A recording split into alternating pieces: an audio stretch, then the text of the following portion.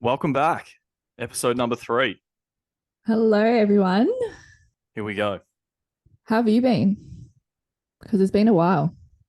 Yeah, I was in Queensland for 5 days, which was elite because Melbourne sucks at the moment. So I'm getting a bit of literally sun so and warmth. jealous. Well, But aren't yeah, you lucky? how are you doing?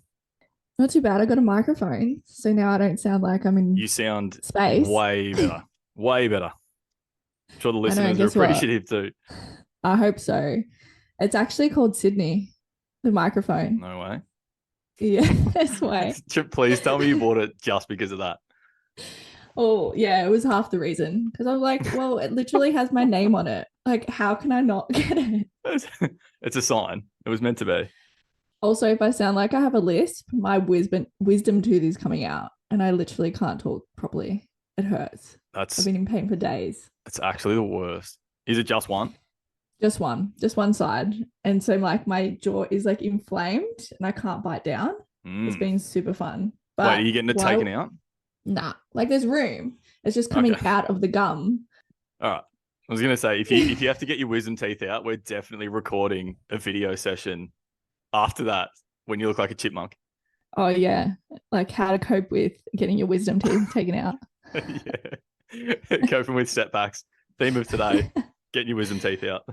Yeah. By the way, today setbacks. Yeah, good segue into the intro. Why not? But before we get into that, I feel like we didn't really touch on how we became friends. Is this Like, true? because it's a bit of a funny story. I didn't think it was that funny, but I would love to hear your recount of how you think it happened, and then I can share how I think it happened.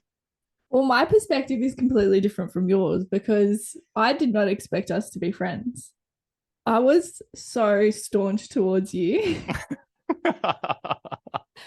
Do you remember that? I literally like did not want to bar you. I remember that. Yeah. But so did most of the other people in the cohort, so it's fine. You poor thing. You poor thing. And then you cracked me. You did. But I cracked you first. And I think I found like a lot of pleasure from that. Um, and then you're like, I don't know, once I cracked you, I was like, oh, okay, like he's actually a sweetheart. I'll be That's nice. it is coming back to me now. It is coming back to me. Yeah. So like I because tried to act all tough and then staunch and mhm, cold, and you were like, you're just a big softie inside. exactly. So our course was all online. So the first 6 months we were online. So it's really hard to like make connections and make friends and stuff. And it wasn't till mid-year last year when we actually just before it was before the exams, first semester exams. And we all decided to go to uni to study. And it was the first time we were all meeting up. And I remember I came in with a couple of the girls and everyone was already there. And we pulled up some chairs, and then you come out of nowhere and you were like behind me. And you grab a chair and sit right next to me. Sounds about And right. I'm like, oh my God, is this for real? Like, is this happening right now? Yeah, because I'd picked you out from the online classes that we'd had. You were sitting there with your bright pink chair. You had like a gamer girl set up. I know. Mm-hmm. I even noted the brand of your chair. So straight away, I was like, yeah, she knows what's up. So if we meet in person, she's gonna be my friend. I can tell. So Yeah. straight away, I was like, well, yeah, I'm gonna sit next to you. I don't know these other people. Well, we hadn't even like spoken much because we have a group chat, but we hadn't like directly spoken, just us two. I don't think so anyway. That's all right. Anyway, you pulled up a chair next to me. I was giving you like I don't know, I was just giving you a cold shoulder. I was giving you nothing. I actually don't remember it being that bad, to be honest. It Maybe it wasn't that bad. It's just all in my head. might have been because I don't remember it being that bad. Well, it's definitely not like really like as nice as I usually am. I was holding back a lot. Like I had a wall up, and that's Why? why it was like, oh, I don't know. I just like don't let people in like that. I was like, all right, Sometimes. open a can of worms early on. Here we go. Trauma dumping. No. I don't know why. I don't know why, but then we started talking and it was fine, but then I was just like, I think I was just saying things in a way that I was like, you were trying to act in a certain way, and I was just like, you don't have to be like this. Just be yourself. Just chill. Yeah, that was me. Yeah. And then as I like pulled away those layers, I don't know, you respected me more for that. And then I was able to like put down my wall, and then we became BFFLs. Yeah, well, it's one of those things, right? Because you go, I'm gonna act a certain way and see if people can basically deal with my bullshit. Mm-hmm. And then if they can, then you've kind of earned your way in. And it's like, awesome, you're a good sort. I didn't realize I was doing that until we talked about it a heap. And it was like, this is a thing, right? Ah, shit. Yeah. And I allowed yourself to see, like, look at yourself through a mirror.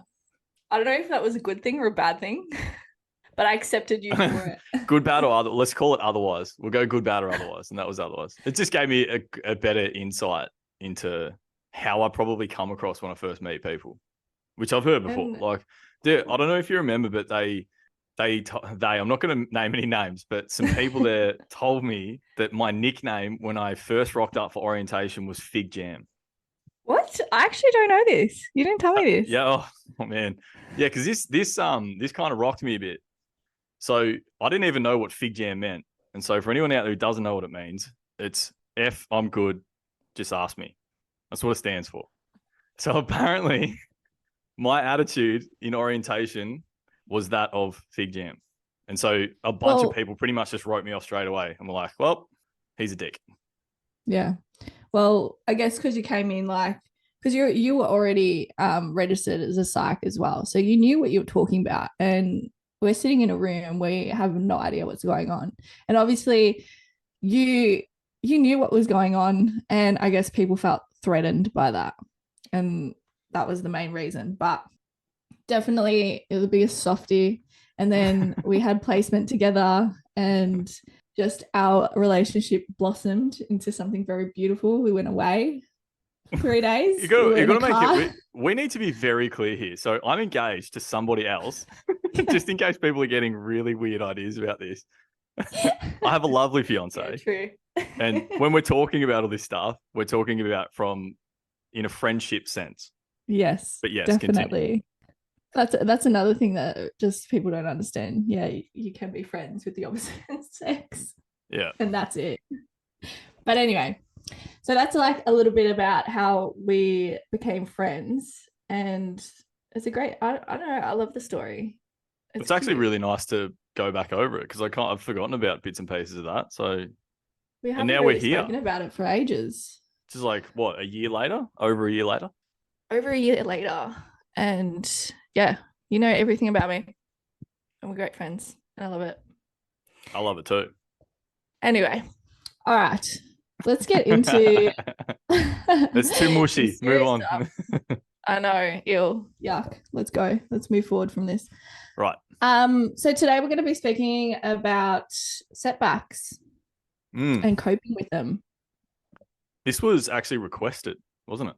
It was requested. It was on the list, definitely. Like, we have so many topics that we want to discuss, but it's always helpful to see what to put out first, what kind of perks up people's interests. And yeah, this is definitely a massive topic. It may or may not be over a couple podcasts like in the future. But today we're just going to go over, different setbacks, different ways of coping. What else? We're going to talk about resilience and maybe some strategies or how we work with clients to overcome setbacks. See if we can get that all in one potty. It might have to be over a few. I'd say what we'll probably do is, like, as we kind of touch on this stuff as we go, it'll be more of like an intro to the thing to start with. And then as more episodes come out and whatever else, then we'll go into more depth with whatever's going on. I think that's probably the best way to do it, rather than like, here's like a decade's worth of research and information slammed at you in 20 or 30 minutes because no one really wants to try to take in all of that in one go. Well, it's a lot. So yeah, we can definitely just touch on each of them and then expand if needed in other podcasts, because you could probably break down each of these and talk about different people's coping mechanisms towards setbacks, and that could be an episode in itself. So yeah, there's a lot to kind of digest. Yes. So, all right, where shall we start regarding setbacks? Where do you think's a good spot for us to start? I guess like explaining the different types of setbacks, because in anyone's life, whether you're an athlete or someone that, I don't know, just does exercise, there's going to be setbacks. Yes. I would say, well, firstly, it's probably good to normalize setbacks. So setbacks are a normal part of life. It's just part of being alive, right? Everyone's going to face setbacks at some point. And when we're talking about setbacks, we look at it. We actually do this at school. In the classroom, we have an image of a mosquito and then an image of one of those giant tortoises. And we basically pose the questions to the kids and say, like, what's the difference between these two things? And it's like one of them only lasts a day and the other one lives till it's 150 odd. And then we relate that to setbacks, being like, well, sometimes they're very minor and they might last a couple of minutes, couple of hours, couple of days, or they can be very, very lengthy. And it's a good way to kind of understand, at least to start with, what am I actually dealing with here? Is this short term or is it something longer term that I'm going to need to manage? Yeah. And setbacks are a great way to come back even stronger. You learn a lot about yourself from a setback, and moving on from one is quite difficult, but coming out the other end, you're like in a cocoon and then you're a butterfly. I like that. I like these insect animal analogies. We should continue with these. So as if you are facing a setback, then what are you likely to experience in the very early stages of that setback? So like let's use injury as an example. So I'm an athlete and I've done my hamstring for the third time in my career. What am I likely to be facing? A lot of grief. It's similar to, it's a loss in a way, depending what the injury is, how severe it is. In that moment, you don't really know how severe it is. But if you've had the same injury before, there may be a little bit of trauma there too, because you know what it entails, and it could be worse this time too. It's a good point. So if you have experienced, let's say you're experiencing a reoccurring injury, you are likely to experience everything that happened first time around over and over again. We call it, it's a little bit like we talk about scarring in trauma. It's kind of the same thing, right? Where it's like, here's all the feelings and all the memories and all the yuckiness that came with it the first time around. Here it all, it's all here again. Here you go. Not very nice. No. It's quite hard to deal with. And yeah, it also depends the level. Like if it's a small injury, if it's a career-ending injury, you're gonna have all different types of levels. And yeah. The career-ending injury is probably, well, in my experience, is probably one of the hardest to deal with, because it's something that, like, it ties into identity, an athletic identity, which we'd have to do a whole podcast on, especially given that you're pretty across this, I think, this topic. Yeah, well, it's my thesis, so we can definitely talk about that in a whole podcast. But yeah, essentially my thesis is on involuntary retirement due to injury and how it affects athletic identity and mental health outcomes in elite athletes. So we can definitely come back to that. We'll definitely need to do a podcast on that, and I feel like you'll need to educate me on that side of things, because I only have my own like personal experience with it, but it'll be interesting to hear the academic side of things. For sure. We'll touch on that. But anyway, so the career-ending injury. So I suppose just for a bit of context, so it is easier, because I can talk from my own experience. So I tore my labrum when I used to be a swimmer. I got to national level and did all the things, and then tore my labrum in my right shoulder, uh, which resulted in a shoulder reconstruction and all the rest of it. But I was actually having this chat with a client a couple of days ago who was injured as well. The interesting part for me was, so I did about 12 months of rehab post surgery, which was, it was horrible. For about 6 of those months, all I could do was kick with my arms by my side. I had a snorkel on, and I would just kick up and down. That was it. Oh my So it was God. incredibly boring. But tried to push through, but didn't get there in the end. But after all of that, that's when I spoke to a sports psychologist and did all the things and sort of started to transition out. But for 2 years after I'd quit swimming, like I hadn't been in a pool for 2 years, but if I'd met new people and they said like, "Oh, what do you do?" I would say, "Oh, I'm a swimmer," and like I could not let go of that the title or the like that part of me. I couldn't let go of it until I had another thing to kind of replace it. And it didn't matter, like you kind of work through it and all that, but it's a significant shift in the understanding of you and what you do. Yeah, because as an athlete, especially at high levels, you're training ever since you're a child, you know, a teenager. So you identify as a swimmer, as a football player, whatever it may be. But so when an injury like that happens, you are not prepared for it. It's not like you wanted to retire. It's not like you were planning to retire and you're at such a young age, whereas all your other friends are in their careers and they're starting families and you're 25 and your career's ended and now who are you? What do you do? That's just like such a struggle for so many athletes. And that's where we need a lot of the support to help them transition out of sport and also help them find another purpose in life. Yeah, the purpose is such a massive part of it, isn't it?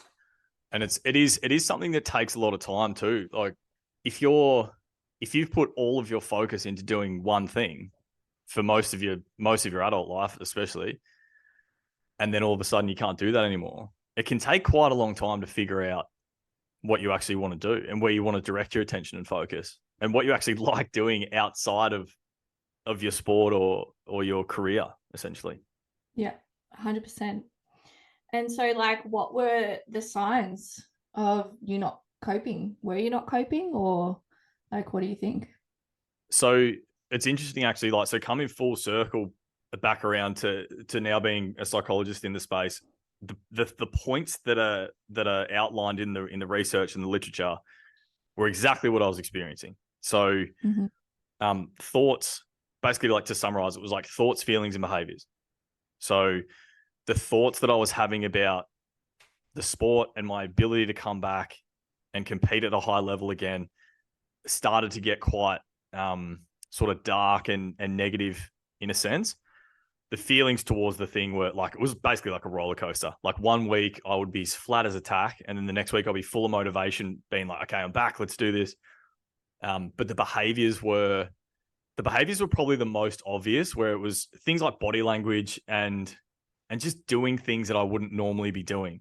So I started to kind of pull away, probably out of more like a protective kind of thing, like a self-preservation thing, because I knew that I was coming to a dead end, and it was like, I don't really want to have to face this, so I'm going to kind of pull back a bit. Yeah, it must have been so difficult. I can't even imagine. It's not very nice. And having shoulder reconstructive surgery is also horrid. You're stuck in a sling for 6 or 9 weeks and you can't move your arm. And I was falling asleep one night about 3 days after the surgery, and you know when to twitch when you fall asleep. I twitched with my arm in my sling, and I don't think I've ever experienced any more pain in my life. It was horrid. Oh my God. So it's like you're going through two different types of setbacks. One, which was coming out of sport. So you felt like, I don't know, maybe a setback from life. And then the other one, which was the surgery and the injury, which is a whole nother process. And you're like, can I do things like I used to anymore? Or can I train again? Can I use this arm? Can, when I have children, am I going to be able to play ball games with them? Like there's a whole bunch of things that would be running through your head. Yeah, that's really, really pretty much spot on. The questions that you kind of ask yourself when you're in that space, yeah, they're far and wide. And they're just, some of them are totally ridiculous. Like, am I ever going to be able to use my arm again? It's like, dude, like you had shoulder surgery. Like, it's fine. They do this all the time. But at that point in time, you're thinking, oh man, like that's it. That's it for me. Like, I'm done with this now. Like, I'm never going to be able to use my arm. But you can, of course you can. It just takes a lot more time than you expect. So yeah.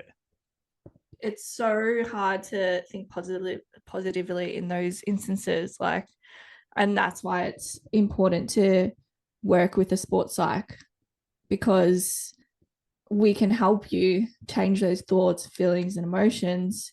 And of course, it's not going to be perfect every day, but to start learning how to switch your mindset and switch those thoughts is an everyday battle, and having that support can help. Yeah, definitely. And that was where I sought the support at that point, and it was incredibly helpful. And it's sort of hard to explain. Like, you can't, if you're facing a setback that is significantly disrupting your day-to-day functioning, then it's absolutely worth going to speak to someone about it. And a really good psychologist has just this massive bag of analogies and metaphors and things that can just put things into perspective for you. So you have all this noise and all these unanswered questions in your head about the setback itself, and they can basically just summarize it in a sentence. And it's like this light bulb moment where you sit there and you're like, oh man, that makes so much sense. That's awesome. And then you walk out of there feeling like, all right, sweet, everything's fine. I'm good. That's best case scenario. That's best case. But yeah, so you make the most of those ones. Well, yeah, progress isn't linear, as we know. No, certainly not. But it's going in an upwards direction, and that's what matters. And I guess that ties into mental resilience as well. So teaching yourself, mental resilience. Athletes are quite resilient, especially in the sporting space, except when a setback occurs. I've noticed when there's an injury, or like I've read a lot of literature, that's when they are not able to cope. Yeah, I've got a really handy analogy for this one. Have you ever played Jenga? You know, with the blocks, and you slide the blocks out of the tower? Yeah. Yeah, good. So individual resilience is a lot like the game Jenga. So you imagine that everything is going really well for you. Everything's going smoothly. You're fine. You're happy. You're healthy. Everything's good. That's like having a Jenga tower with all the blocks in it. But over time, as you face setbacks, it's like you're taking blocks out of the tower every now and then. And the more setbacks that you face, the more blocks come out of the tower. And eventually, what happens if you take out the wrong block or too many blocks? It collapses.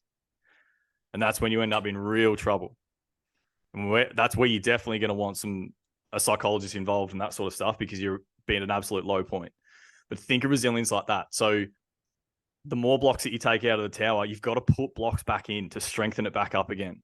So how do you do that? So that's when we're talking about self-care things, making sure that your diet is where it's supposed to be. Diet's the number one thing for most people. They'll notice like, oh, it's had pizza and a couple of beers for dinner last night. And it was like, yeah, I feel like going out, drinking, having a poor diet, just because it's so hard to cope with anything else. So everything else kind of loses control as well. And then the lack of sleep too, because you're stressing. Yeah. Yeah. I feel like we could probably do a whole nother podcast on sleep and stress and stuff as well. But there's an interesting thing on the diet. So serotonin, 90% of it is produced in the gut, roughly. So if serotonin's like your general kind of mood stabilizer that we all have. The thing in an antidepressant.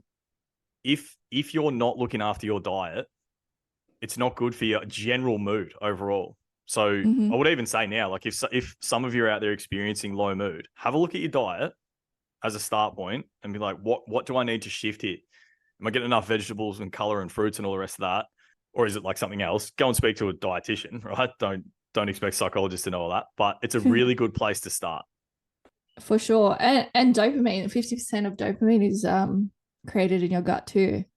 So really? Yeah, it is. So it's really important to look after your gut, and you don't have to do any drastic changes. That's the thing. You just have to eat a little better than you did yesterday. Yeah, I That's like all you that. have to do. Um, because if you're going to start going extreme and cutting all these things out, that's not sustainable. So you just want to be a little bit better than yesterday.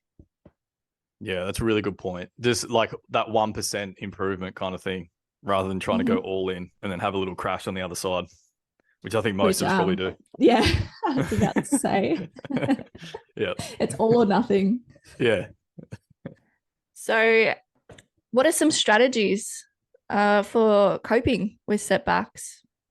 So my main one is we sort of realign expectations. So depending on how significant the setback is, we basically review where you're at and your goals and what you're trying to achieve. But I think one of the main things is just having the support of someone who knows what you're going through Mm-hmm. and who understands that it's not easy. So I talk about support networks being like the net on a for an acrobat on a trapeze. Like Mm-hmm. you need people to catch you when you fall, and it's Yeah. fine. They're like that's everyone needs that. Family, friends, whoever, trusted colleagues.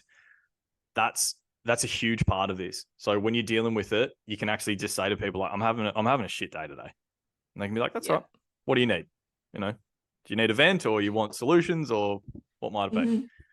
Mm-hmm. So that would be number one. Set up a really good support network around you for if and when this happens would be my number one. Yeah.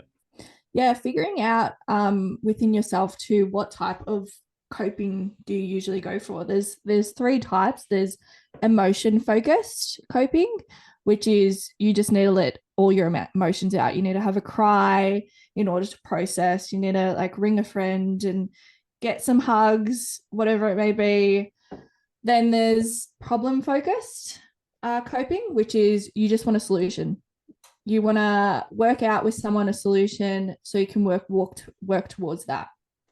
And then there is avoidance focus, which is you don't do anything, you keep it inside, you put it in a little box and say, I'm not going to open that, whatever, and you go on with your life. And our research does suggest that emotion and problem focused coping is the best for kind of dealing with your problems, because avoidance, you're not going to get much out of that. You're essentially going to cause mood instability, anxiety, like anything, if you don't deal with your problems. So I guess like understanding yourself and how you deal with things first, and then um, allowing yourself to process what you need to process Yeah, that's would be the huge. first. Yeah. And it's I think it's important to say here too, like if you feel like you need to cry, just let it happen. Like the amount of times I've had people sitting in front of me like, oh, I hate this, or I didn't want to do this, whatever. I get it, it's uncomfortable,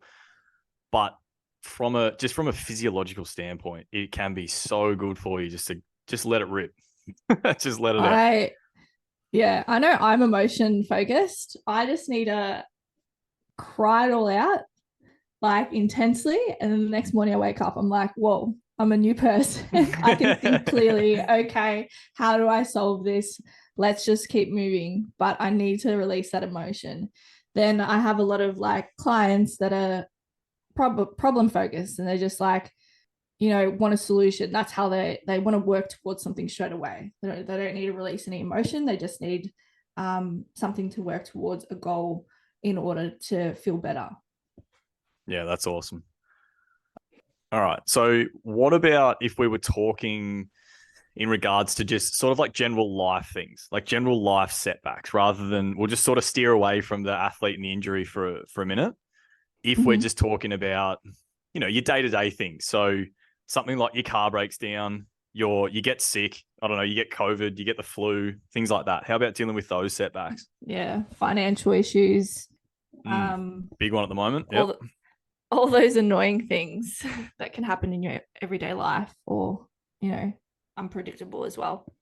Yeah, I think it's probably important to just outline too. Like if you have one of these, like let's say none of the other stresses have come up. I'm going to refer to them as stresses. Then all of a sudden your car breaks down. Like that's extremely inconvenient and super annoying depending on where you live. Like if you're not close to public transport, you don't want to get on it or whatever. It's just the worst. But if you've had that stacked on to half a dozen other things that have also not gone your way, the impact of that is going to be way more significant, right? So, because normally we would say, well, if your car breaks down, what would you do? Like how are you, I'll ask you actually, how would you as the individual deal with your car breaking down? What would you do? Well, first, personally, I'd freak out for a second. Good. I would feel those emotions and I'd sit there. I'm like, oh my God, like I'll freak out in my mind a little bit, but I'm quite good at, yeah, I'll freak out for a second and then take a deep breath, just stop for a second. And I'm like, okay, where am I? Who can I call? How bad is it? I'll start thinking of solutions. But before then, I do have to have a little bit of like, my heart kind of go into my stomach or in my throat and I'll panic. But it's important to really like sit with yourself for a second and bring yourself back so you have a clear mind. Yeah, it's a really good first point on this. So the awareness of the self. So the thing happens and it doesn't go according to plan, and that's okay. But first we go, okay, so what am I actually dealing with here and how am I responding? So there's a bit of internal sort of analysis stuff that goes on, right? Because our brains are so good when something goes wrong at just taking it and running with it and catastrophizing. Right? So we go 0 to 100 real quick. This is the worst thing ever. It's pretty standard stuff. But we do that in preparation for worst case scenario. So we go, okay, hang on, let's take a second. The breath is an awesome tip for people. So if you're feeling the heightened emotion, it's a bit of that breath stuff that we covered in the last episode. So like a double inhale, exhale, and then like, okay, what am I actually dealing with? What do I need to do? Do I need to call RACV? Do I need to call a tow truck? Like whatever. Then the solutions focus can come in when you get out of that emotional headspace. What about something like, the flu? Or like, someone has COVID for like the 6th time. Yeah, that's annoying. That is super annoying. Yeah. It depends like whether like, again, like you said, how many things have been happening throughout that week. Like, have you just been like copying one thing after another and that's like the final straw where you're like, you're done with everything? Or was it something that was kind of expected? You're like, I've been working really hard and not really giving myself rest, and it's expected, or I went to a party or something, it's expected that I'm sick right now. Okay, I can accept that. So with coping, it's so difficult to have like a one size fits all approach because of the different personalities, different situations. It's hard to, I guess, sit here and give one strategy, but it all does come down at the end of the day of processing those feelings, emotions, and then trying to accept what's going on so you can move forward. Yeah, it's a good point. The acceptance part is massive. So like a radical acceptance framework, which I think it actually comes from DBT, this radical acceptance stuff. So dialectical behavior therapy.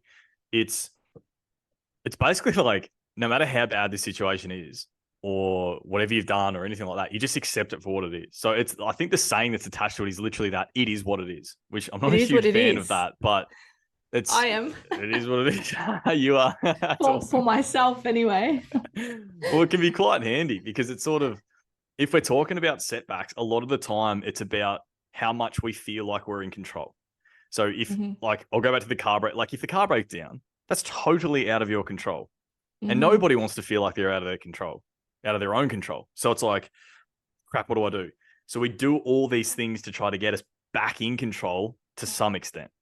So something like the flu, what can you do to get back in control of what you're doing? Well, you could, I don't know, chicken noodle soup and cold and flu tablets and look after yourself, right?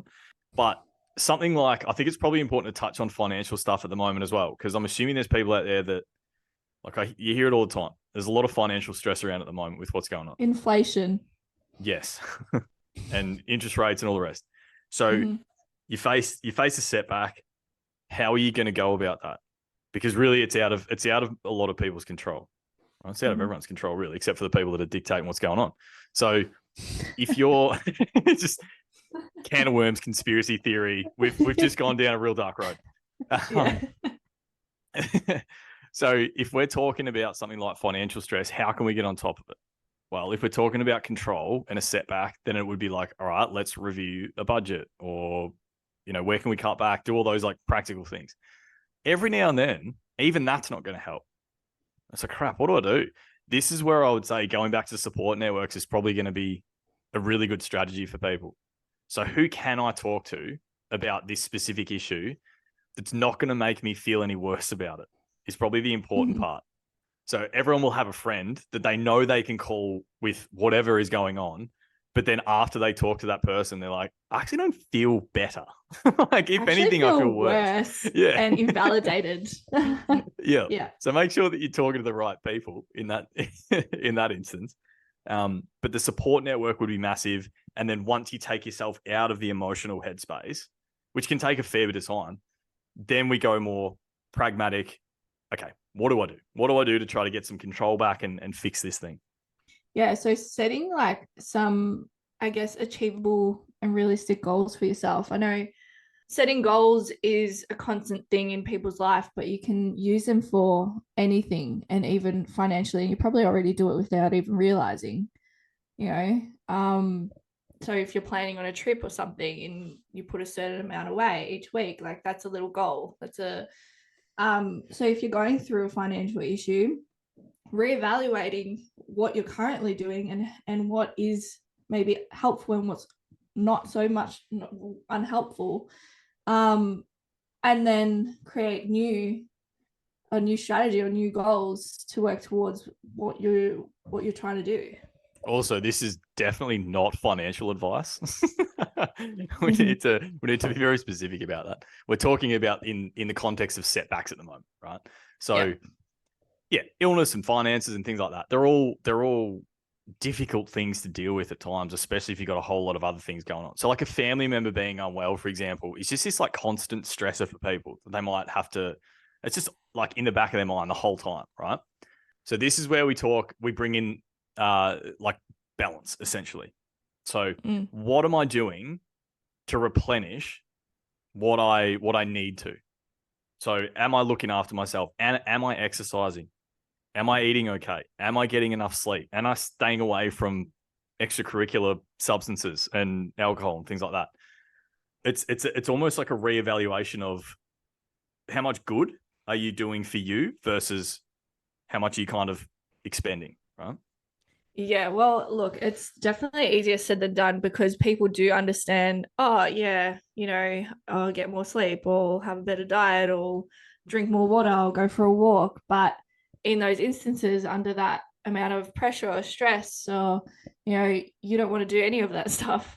No, and you don't. If it was easy, everyone would do it, firstly. Secondly, we probably wouldn't have a job if it was easy. And thirdly, even though you're aware of all these things, actually forcing yourself to do what's good for you will make you feel even better, because you know how hard it was to do in the first place. Yeah, really, really good point. Once you do the thing, you feel so much better for it.